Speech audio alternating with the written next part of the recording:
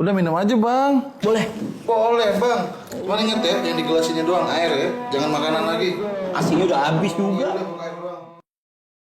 Kalau saya pribadi belum pernah menemukan dalil adanya waktu imsak secara khusus beberapa menit sebelum azan. Imsak itu adalah pada waktu azan itu. Bahkan ada sebuah hadis Nabi SAW yang berbunyi, kalau di tangan seseorang di antara kalian ada sesuatu, misalnya dia lagi makan setengah kurma, atau dia lagi mau minum obat, pas azan, maka dia selesaikan hajatnya. Asal dia tahu selesai sebelum selesai azan juga ya. Kalau sudah azan, tiba waktu fajar, maka tidak boleh lagi kita untuk makan. Beda kita sedang makan, tiba-tiba azan dikumandangkan.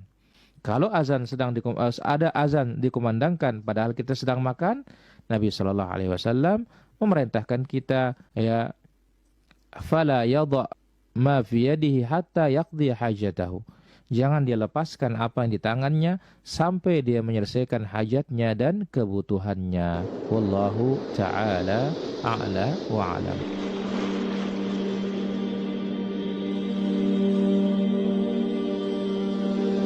Assalamualaikum Ustaz, nama saya Supardi di Malang. Saya mau bertanya, ketika sedang sahur kemudian tiba-tiba mendengar azan subuh, apakah boleh menghabiskan makanannya dulu sampai habis? Sebab saya mendengar ada yang mengatakan boleh karena ada hadisnya.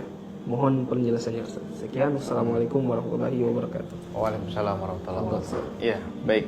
Masalah orang yang sahur ya, sahur makan minum, terus dia mendengar azan subuh, apakah boleh dilanjutkan atau tidak sahurnya?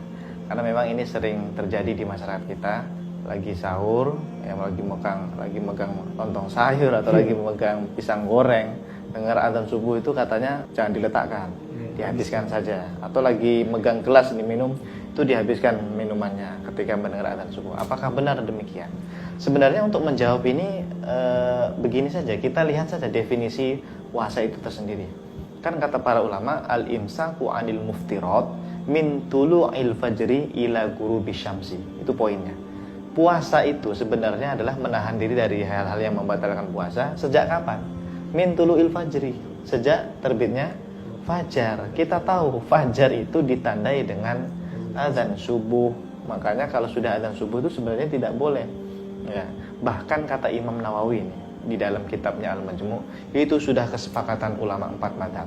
Kalau ada orang makan minum pas sahur itu dengar adzan subuh, itu harus falyalfithu, harus dimuntahkan. Kalau sampai ditelan, wa idza ibtala'ahu batala shaumuhu. Kalau sampai ditelan itu ketika dengar adzan subuh, itu batal puasanya. Berarti dia harus qadha itu. Ini hati-hati nih para jemaah sekalian, karena masih banyak orang yang salah paham. Kenapa? Karena mereka menganggap ada hadis ya, ini riwayat Imam Abu Dawud hadisnya.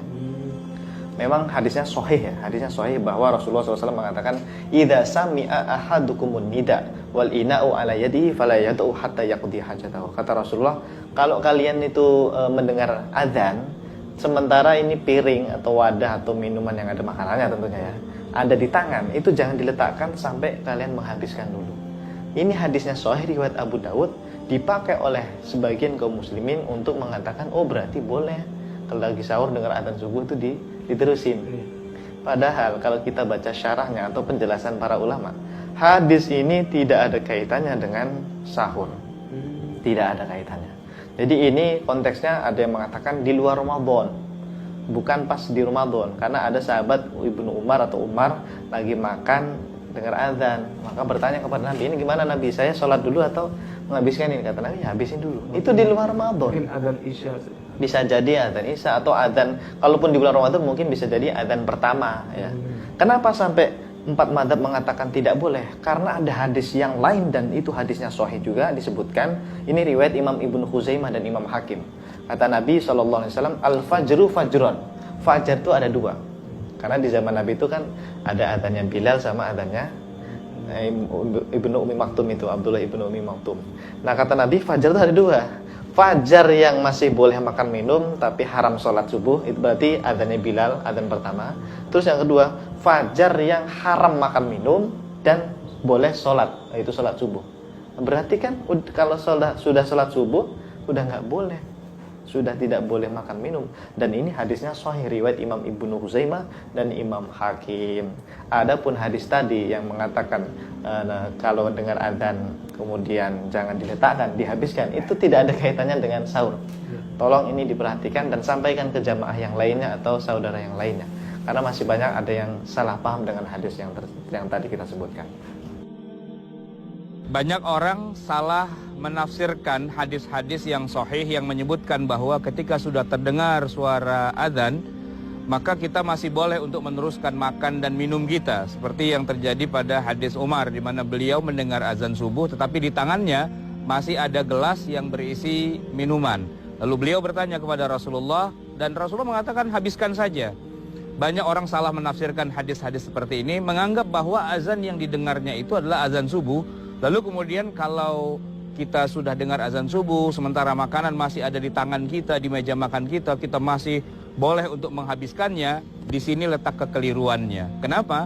Karena azan itu ada dua di masa Rasulullah.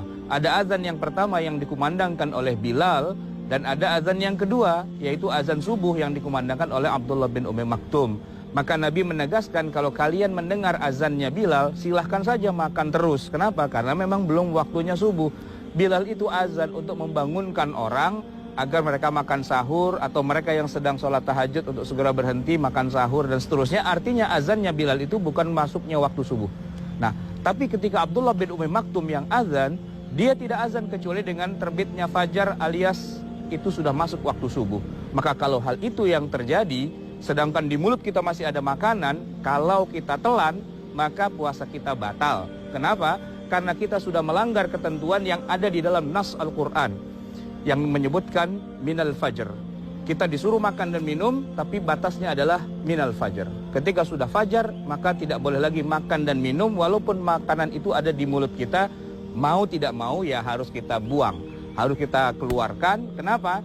Karena itu melanggar ketentuan yang sudah ditetapkan di dalam Al-Quranul Karim dan merupakan ijma' seluruh ulama.